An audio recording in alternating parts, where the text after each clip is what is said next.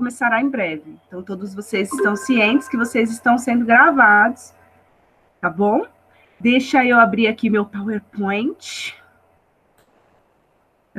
Uma janela, PowerPoint, compartilhar. E aí, o que vocês estão vendo? O PowerPoint. Tá, mas... Eu tô te vendo ainda. Eu tô vendo um urso com a camiseta da União Soviética e o carinha do chapéu aí dos Estados Unidos. O tio Sam. Exatamente. Isso. E o que eles estão fazendo? Eu acho que eles estão colocando pontos da onde eles vão batalhar, sei lá, tipo estratégia. Isso, mas batalhar... Vai ter guerra entre Estados Unidos e União Soviética? Vocês já ouviram falar de uma guerra dessa? Acho que sim. Vocês já jogaram War? Você põe um tabuleiro, aí você tem os territórios, e vocês têm que conquistar os territórios? Tipo batalha naval, Pro? Não, o War é tipo um jogo de tabuleiro. Não, sim, eu já joguei War, mas isso é o que eles estão fazendo na imagem. É tipo batalha naval ou não? Seria mais tipo parecido com o War mesmo. Eles estão colocando as peças deles sobre territórios. Então, eles estão disputando territórios aí. Então, assim, a gente vai falar de Guerra Fria, eu coloquei de 45, que é o fim da Segunda Guerra, até 91, que é quando a União Soviética, ela cai, né, deixa de existir, e o território da União Soviética vai se desmembrar, e a Rússia vai voltar a ser Rússia, e outros países que compunham a União Soviética vão se tornar independentes. Mas, então, aí nesse período, que é praticamente aí todo o século XX, a gente vai ter esse lance chamado Guerra Fria, que chama Guerra Fria, porque nunca teve, de fato, uma guerra consumada, assim, nem os Estados Unidos, nem a União Soviética, eles nunca entraram em conflito um contra o outro, pelo menos não diretamente, né?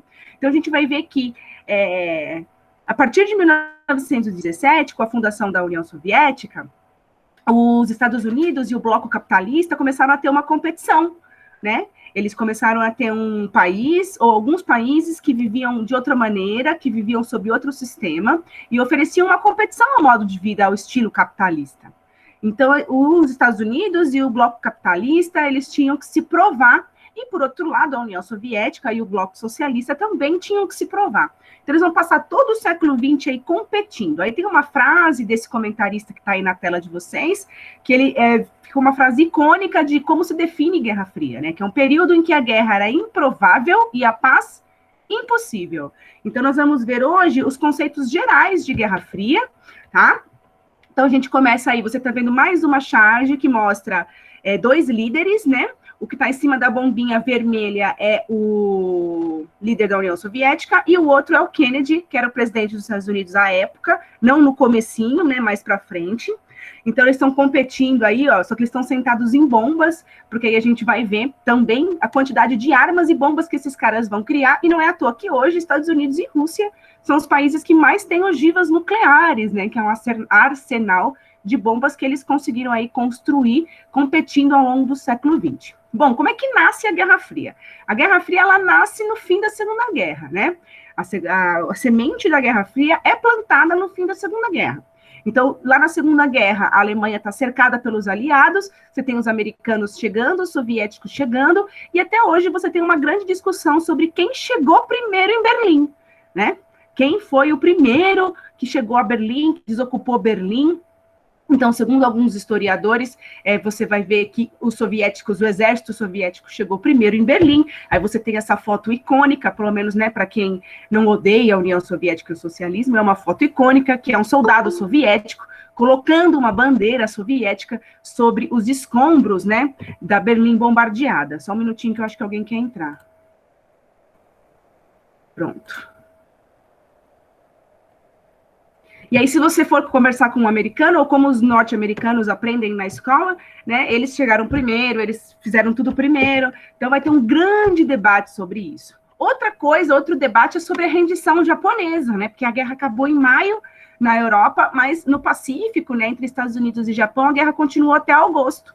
E aí tem as teorias das bombas de Hiroshima e Nagasaki. Você sabe que os Estados Unidos jogou 2 bombas atômicas sobre o Japão, e sobre 2 áreas de civis, de pessoas, assim, era tipo jogar uma bomba em São Bernardo, assim, são só as pessoas morando lá, não tinha nenhuma base militar em Hiroshima e Nagasaki. Então, tem as teorias do porquê que a versão oficial dos Estados Unidos é que eles jogaram aquelas bombas para acabar com a guerra porque o Japão não estava querendo se render e eles queriam salvar vidas americanas. E tem também as outras especulações, né, de que tem gente que acredita que eles jogaram essas bombas em Hiroshima e Nagasaki porque ninguém sabia naquela época que uma bomba nuclear era capaz, porque era uma novidade, então foi tipo um teste que eles tentaram fazer, e também tem gente que acredita que é porque o Japão ainda não tinha se rendido completamente, né? Então, o Japão, essas bombas, elas datam do dia 6 e 9 de agosto, e aí o Japão começa a assinar tratados de rendição a partir do dia 15 e 20 de agosto, mas ele só se rende no dia 2 de setembro.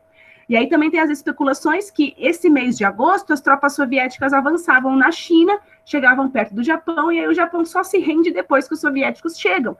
Então existe muita treta nisso. Tem gente que não aceita que os soviéticos estavam na China, ou que os soviéticos chegaram primeiro a Berlim. Então você vai ter muito debate sobre isso até hoje. Então, vocês estão vivendo num mundo que as pessoas falam de comunismo como quem fala de comprar pãozinho na padaria. As pessoas não sabem nem o que é, mas elas morrem de medo. Então, esse feeling da Guerra Fria, dessa competição ideológica, não é uma coisa que está completamente encerrada, né? Tem gente agora que está chamando essa nova competição dos Estados Unidos e China de Guerra Fria 2.0, né, que é uma nova competição aí entre duas potências. Mas vamos voltar para a nossa Guerra Fria. Então tá aí a fotinho que eu mostrei para vocês. Então a gente costuma dizer que no período da Guerra Fria o mundo ficou bipolarizado. Você tinha o bloco capitalista, que era liderado por Estados Unidos e Inglaterra e os seus aliados, e você tinha o bloco socialista, que eram países influenciados ali pela União Soviética, né, a União das Repúblicas Socialistas Soviéticas. Então, eu não tenho um mapinha aqui, desculpa. Então a gente vai ter vai ter países que são influenciados e que são ligados à União Soviética e países que são ligados ao bloco capitalista, que é o nosso caso. Então, quando a gente estudar isso daqui para o fim do ano, tudo que a gente estudar e tudo que a gente vê, tudo que a gente falar, vai ser muito natural para a gente achar que as coisas são do jeito que são do lado do bloco capitalista, porque o nosso país sempre foi aliado dos Estados Unidos, sempre fomos quintais, né, desses países, dessas superpotências capitalistas, então vai ser tudo do ponto de vista deles. Eu não sei se você já viu, mas eu demorei muito para ver na minha vida um filme soviético, por exemplo. Então hoje eu vou mostrar para vocês, eu vou sugerir algumas coisas do lado soviético para você ver, nossa, isso existe, né? Existe um outro lado, existia uma competição, né, para o bloco capitalista, do qual nós não conhecemos muito, porque não foi o bloco que nos influenciou, que nos dominou estrategicamente. Daqui para o fim do ano, nós vamos, nesse esquema online, estudar esses eventos. Então, tudo isso está envolvido na Guerra Fria. Então, por causa da Guerra Fria, a gente vai ter algumas independências na África e da Ásia, e a gente vai falar de 3 países, do Vietnã, da África do Sul e da Índia. Nós vamos ter revoluções socialistas, então a gente vai estudar a Revolução Chinesa e a Revolução Cubana. Prepara o seu lenço. A gente vai ter guerras que aconteceram por causa da Guerra Fria, por causa da competição Estados Unidos e União Soviética, que é a Guerra da Coreia e a Guerra do Vietnã. A gente vai ter movimentos de contracultura, que vão ser bem legais, então a gente vai ver a gente vai estudar movimento feminista, a gente vai estudar movimento gay, a gente vai estudar movimento negro, e a gente vai estudar as ditaduras militares na América Latina, né? O Brasil não foi o único país que teve uma ditadura militar, o Uruguai teve, a Argentina teve, o Chile teve uma ditadura horrorosa, todas essas ditaduras aí com apoio do bloco capitalista, e todas essas ditaduras aí estão envolvidas na questão da Guerra Fria. Tudo bem até aqui? Sim. Sim, Pro. Então, antes de continuar, eu quero falar um minutinho só da ONU. Vocês conhecem a Organização das Nações Unidas? Já ouviram falar da ONU? Sim. Então, tá bom. A ONU tem esse símbolo aqui. A ONU é uma organização que foi fundada após a Segunda Guerra. Para que ela foi fundada? Para tentar, mais uma vez, formar uma aliança de países, né, uma aliança internacional, para tentar e manter a paz mundial, para tentar resolver os conflitos entre os países de maneira diplomática. Isso aconteceu também no fim da Primeira Guerra, né, os países vencedores fundaram a Liga das Nações, mas ela não deu muito certo, né, ela acabou, porque a Segunda Guerra aconteceu, e aí a gente tem no finalzinho lá da Segunda Guerra a fundação da ONU. A ONU nasce dia 24 de outubro de 1945. Minutinho só. Aqui entrou mais uma pessoa. Então, a ONU vai nascer 24 de outubro de 1945, e a intenção dessa organização é manter a paz mundial, é manter os direitos dos seres humanos, e é manter dignidade para a sobrevivência da espécie humana, né? A ONU é dividida em várias secretarias, vamos dizer assim, e a gente vai ter, por exemplo, o FMI, que é uma parte da ONU que se dedica a mexer com dinheiro, que empresta dinheiro para países emergentes como o nosso. A gente vai ter a OMS, que é a Organização Mundial de Saúde, que vai pegar todas as pesquisas de saúde. Oiê! Oi!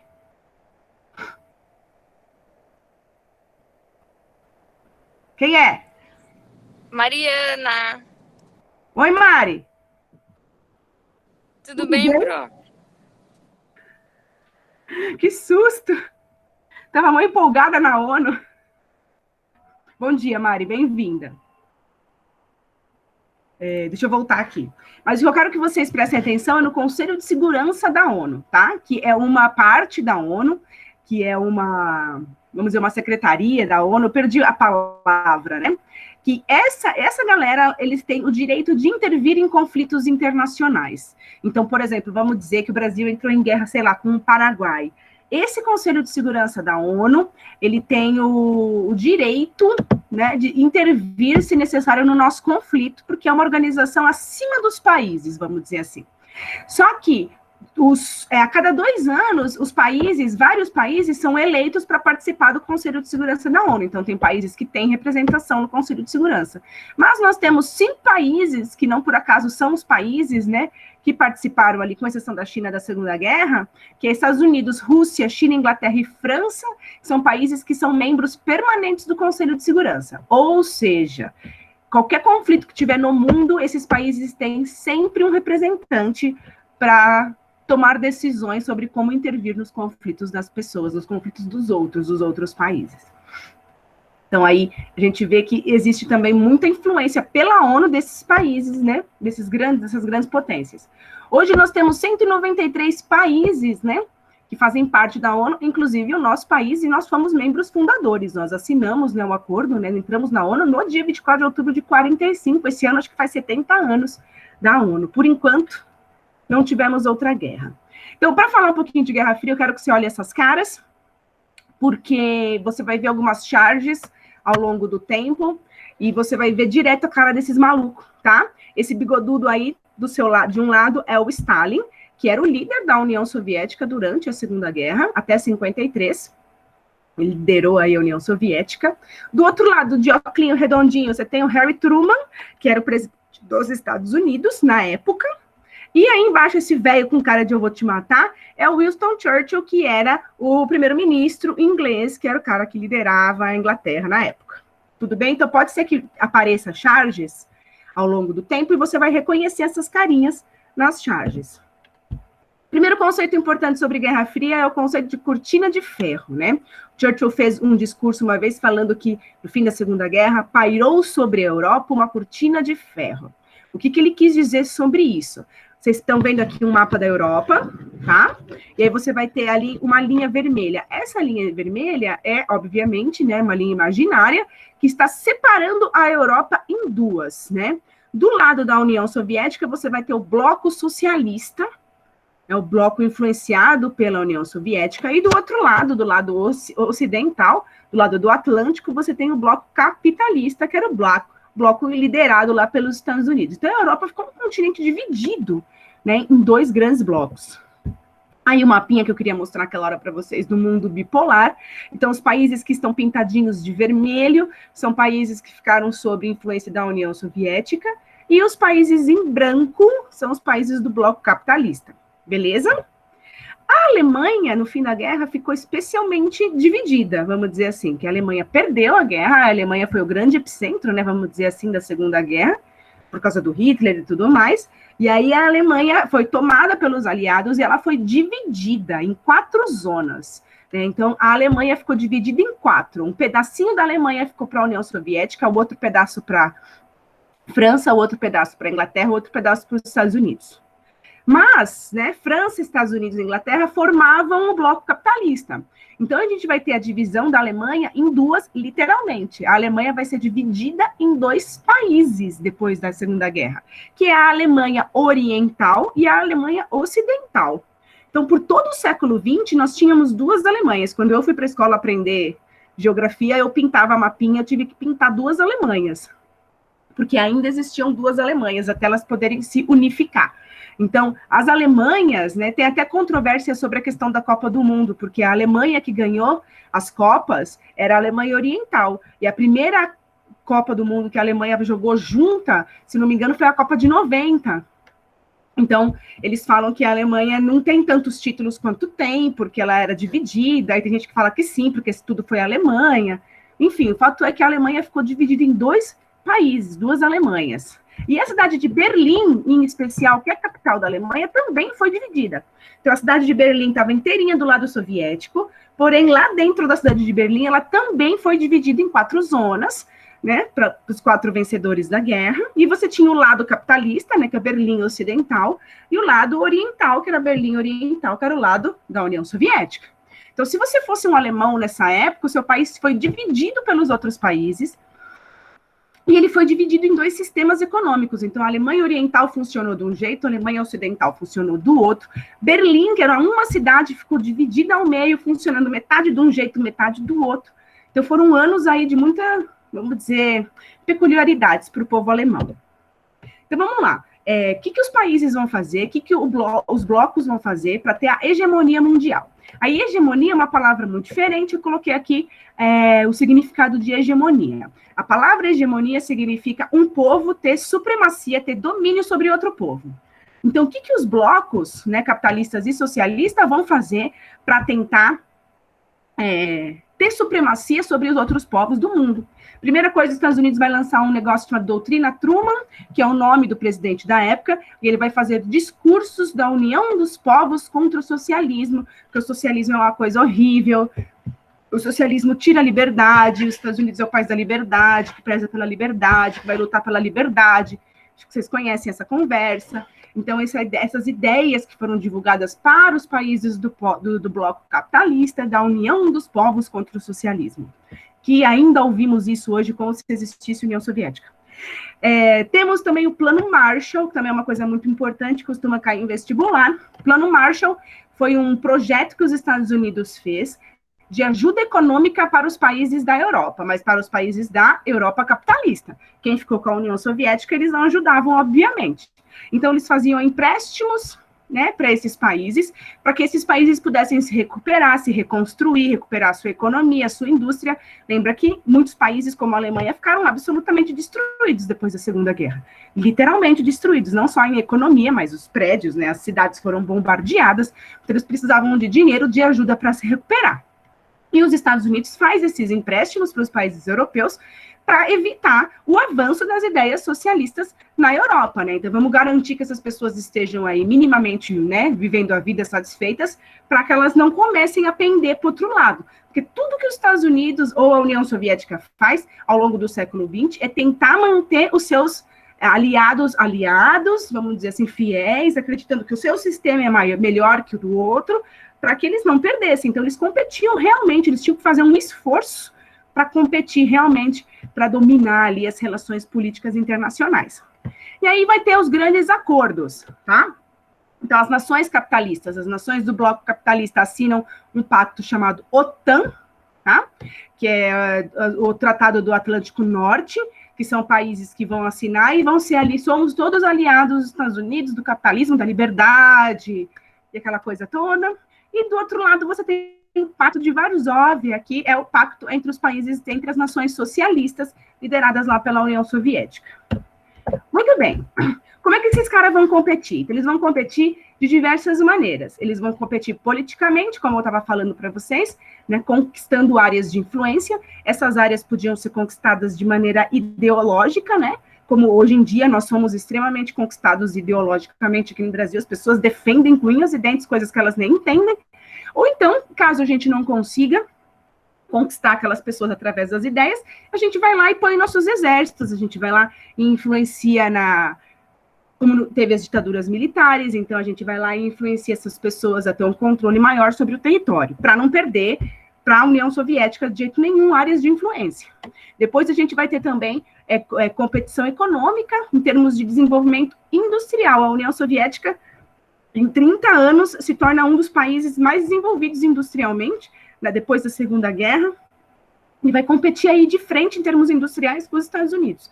A gente vai ter também competição no estilo militar. Então, a gente vai ter a corrida armamentista. Ah, eu não botei fotinho? Esqueci! Perdão! Tem alguém querendo entrar? Desculpa. Estou indo muito rápido ou vocês estão acompanhando? Eu estou acompanhando, professor. Tá bom. Também, Beleza.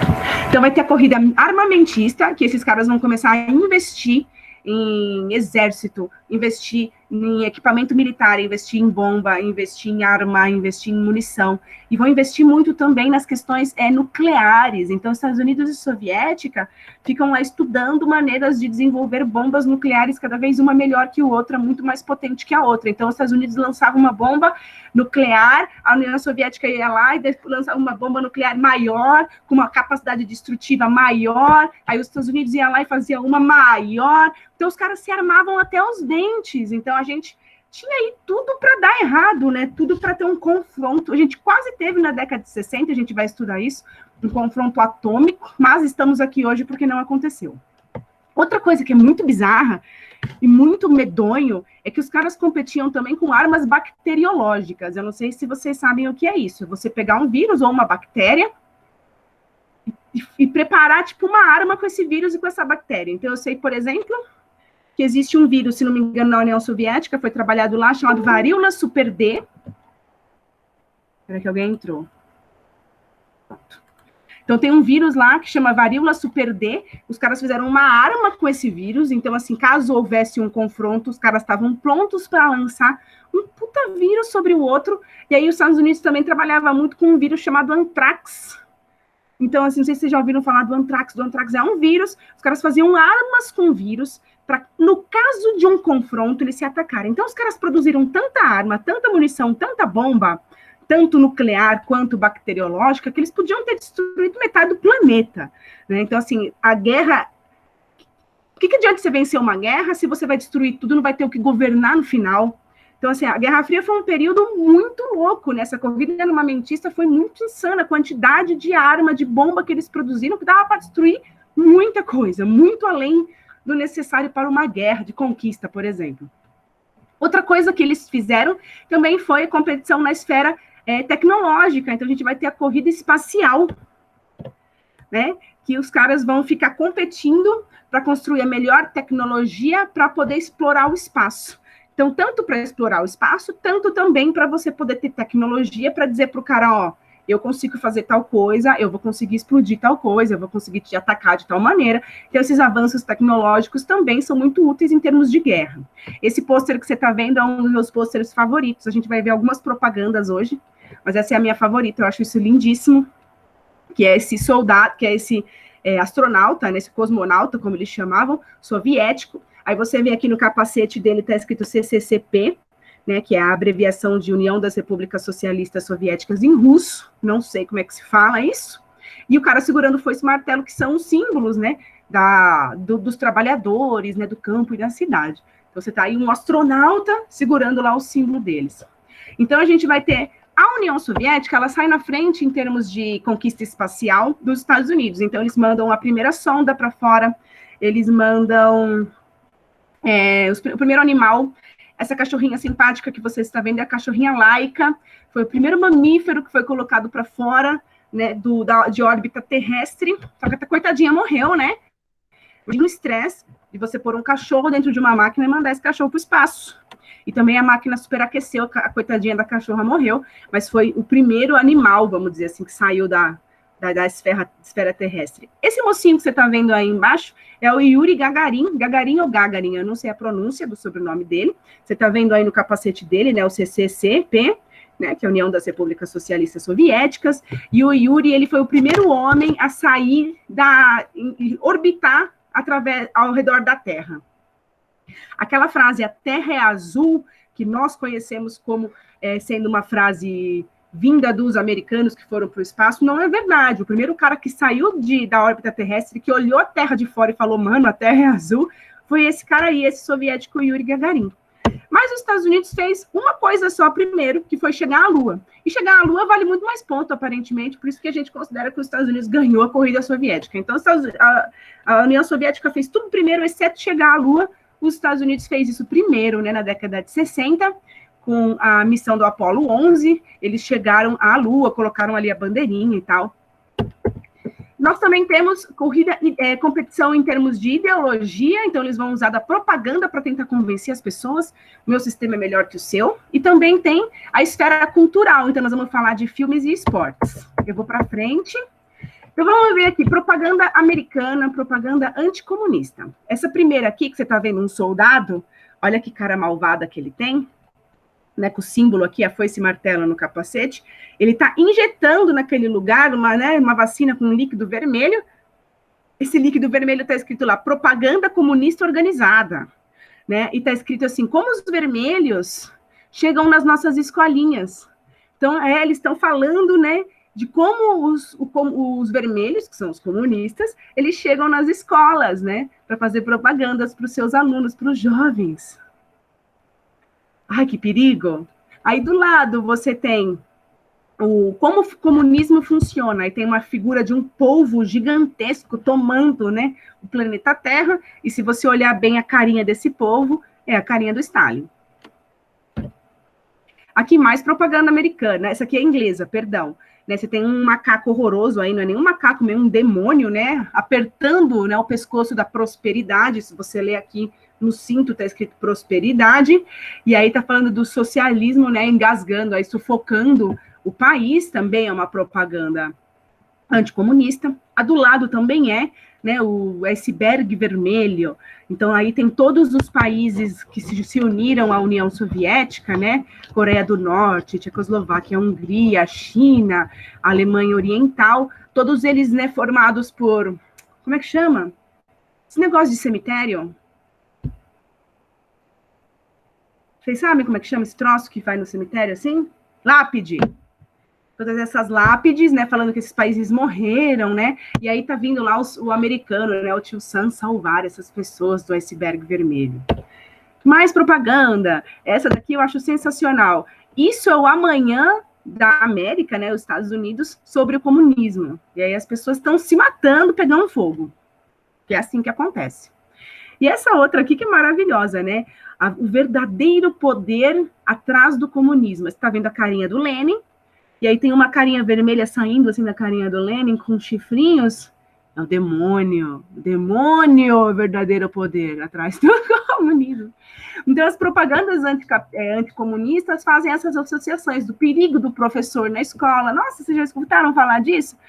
De como o comunismo é um povo horroroso que vai engolir o mundo, que vai sufocar a prosperidade, que vai levar à morte as nações, que vai levar as pessoas ao caos, e que, na verdade, tudo isso é um plano de Satã. Olha só. E também temos propagandas anticapitalistas, né? A propaganda soviética. Essa primeira propaganda eu escrevi, né? Eu fiz a legendinha do que está escrito, porque eu não consigo traduzir russo para você, né? Então, essa primeira tem um homem negro caído no chão, está escrito vergonha americana sobre a constante perseguição da população negra nos Estados Unidos. A gente vai falar sobre isso mais para frente. Essa outra aqui tem a Estátua da Liberdade, e aí as pessoas presas atrás, né? Da bandeira americana, a bandeira americana se referindo a dinheiro, porque eles estão falando da questão de você depender de banco, de você ficar endividado. Então, eles estão falando, se isso é liberdade, o que é prisão? Se você depender financeiramente, ficar preso financeiramente, se isso é liberdade, o que é prisão? Aí também tem outras propagandas soviéticas. A de um lado está escrito lá, eles só têm abundância para os ricos, eles estão falando que nos Estados Unidos, no bloco capitalista, só quem tem dinheiro consegue, né, ter abundância, consegue ter muita coisa. A outra que está menorzinha, assim, quem recebe a renda nacional? Então, você tem 2 trabalhadores, o menorzinho é um trabalhador americano contando moedinha, e atrás dele tem um chefe riquíssimo ali na vida boa, e do outro lado tem um trabalhador soviético, né, com todas as compras que ele fez, porque ele recebe a renda nacional, né? E aí, para terminar, eu estou quase terminando, falar da mulher nas propagandas. Eu vou colocar um link para vocês no Google Classroom, para vocês verem depois as propagandas soviéticas em relação à mulher. Então, de um lado, você tem uma propaganda de gravata, né, da marca Van Rossem aqui, que está falando o mundo é dos homens, e aí a propaganda diz assim, mostre a ela que isso é um mundo dos homens. E aí o cara está lá vestindo a bendita gravata da propaganda, ele está sentado na cama, na vida boa, e a mulher está de joelho ali, totalmente subserviente, servindo, levando o café da manhã para o seu homem. Na propaganda soviética, a que eu escolhi, mas são várias, depois eu vou colocar para vocês verem, a propaganda diz o seguinte, mulheres, sua educação é uma garantia de sua emancipação. Ou seja, a propaganda soviética estava incentivando as mulheres a estudar. Tem propaganda que incentiva as mulheres a se tornarem esportistas, tem propaganda que incentiva as mulheres a entrar para o exército, propaganda que incentiva as mulheres a se candidatar a cargos políticos, propagandas que dizem para as mulheres, chegam da escravidão do fogão. Depois eu vou colocar aí um link no Google Sala de Aula para vocês verem aí a diferença do papel da mulher no bloco capitalista e no bloco soviético. Que horror, né, gente? A União Soviética acaba com a família, né? A mulher vai trabalhar, que coisa horrorosa. Vai se educar. E para terminar, não, tem mais o cinema. Ai, gente, eu sempre acho que vai terminar. Falar um pouquinho também da competição na esfera esportiva, né, nas Olimpíadas. Durante o século XX, nós tivemos algumas Olimpíadas, e os Estados Unidos e a União Soviética sempre competiram também, quem ganhava mais medalhas e tal. E aí você vê que tem 2 Olimpíadas seguidas, a de 80 e a de 84. A Olimpíada de Moscou, de 1980, os Estados Unidos boicotou e não foi. 4 anos depois, a Olimpíada de Los Angeles, em 84, a União Soviética boicotou e não foi. Então, eles tinham essa competição também nesse sentido. E aí, agora sim, vou indicar para vocês um pouquinho de cinema, né? Existe muito do cinema soviético, a gente não conhece nada do cinema soviético, mas um cara que é bem famoso é o Sergei Eisenstein. Ele é um cara que fez muitos filmes, e eu escolhi esse aqui para colocar, que chama A Greve, que é um filme que ele vai contar sobre, né, problemas no trabalho e uma greve dos trabalhadores. Então, você vai ver o tipo de filme que tem vários filmes, né? E o cinema estadunidense, esse de cá, o Doutor Fantástico, do Stanley Kubrick, é mais uma comédia, e aí ele está falando do assunto Guerra Fria de uma maneira meio irônica, mostrando como os caras eram absolutamente paranoicos com esse assunto. Do outro lado, o Rambo, que para mim é o melhor filme anticomunista do mundo, né? Você pode ver que no filme americano, em geral, o vilão é sempre russo, né? E o russo é aquele cara feio, né? Com dente faltando, tatuagem na cara de mal. Então tem a maioria dos filmes americanos que você vai ver, o vilão é russo. É muito comum, isso faz parte da propaganda anticomunista, dos clichês deles. A gente também tem a questão da espionagem durante a Guerra Fria, a gente vai ter a CIA, que é a Agência de Inteligência Norte-Americana, que é fundada na Guerra Fria, e a União Soviética também tinha sua agência de espionagem, que era a KGB.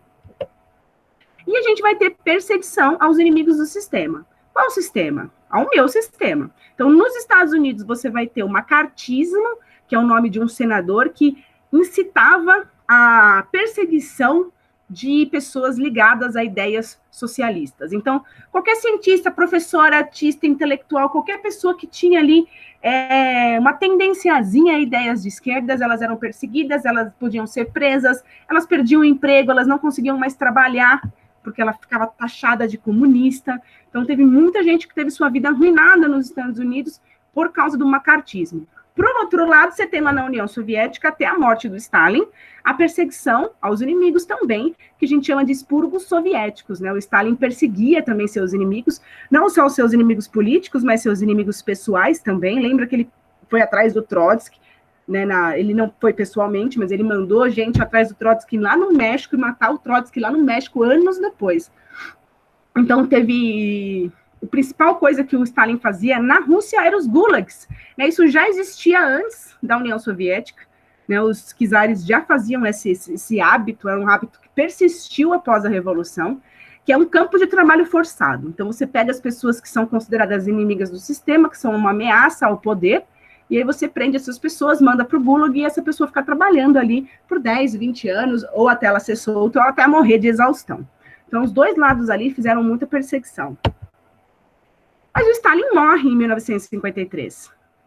Ninguém sabe se foi de morte morrida ou de morte matada, né? Parece que foi um infarto. Stalin também foi, né, não é mumificado, embalsamado em 1953, e aí na década de 60 começou a vir à tona tudo que o Stalin tinha feito, né, as perseguições que ele tinha feito, as coisas horrorosas que ele tinha feito, e aí o Partido Comunista da União Soviética, ali os caras ficaram meio com vergonha e enterraram lá o Stalin. O Stalin não está embalsamadinho, que nem o Lenin. E aí o Stalin morre, e aí vem o Khrushchev, que vai ser o cara que vai liderar aí por muitos anos a União Soviética. E agora sim, para terminar, o Muro de Berlim. Não sei se vocês já ouviram falar. O Muro de Berlim começou a ser construído em 1961, lá na Alemanha. Lembra que eu falei para vocês que a cidade de Berlim ficou dividida em duas? Você tinha o lado capitalista e o lado socialista.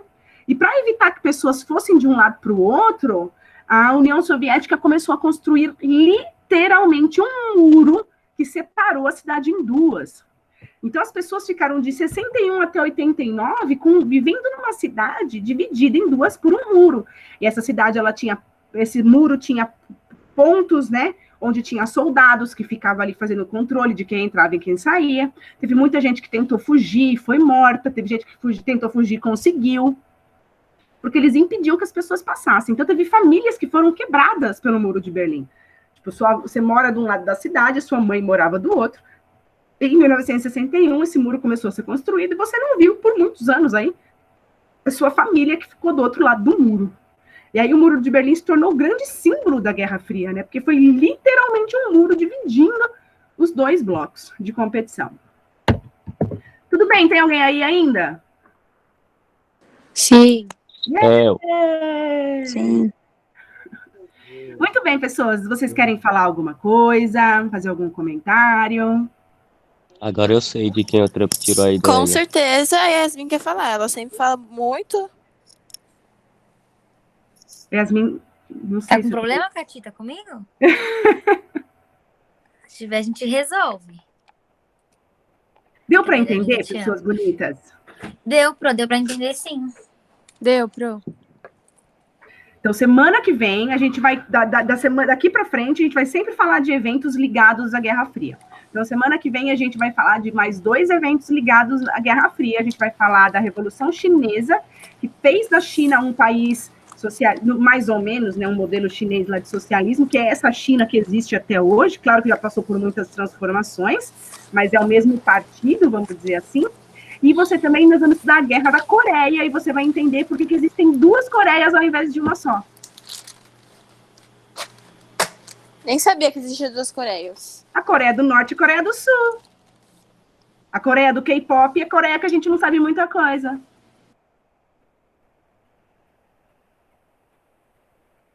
Tudo bem, pessoas? Tudo. Mais alguém quer fazer algum comentário? Não. Não, Pro.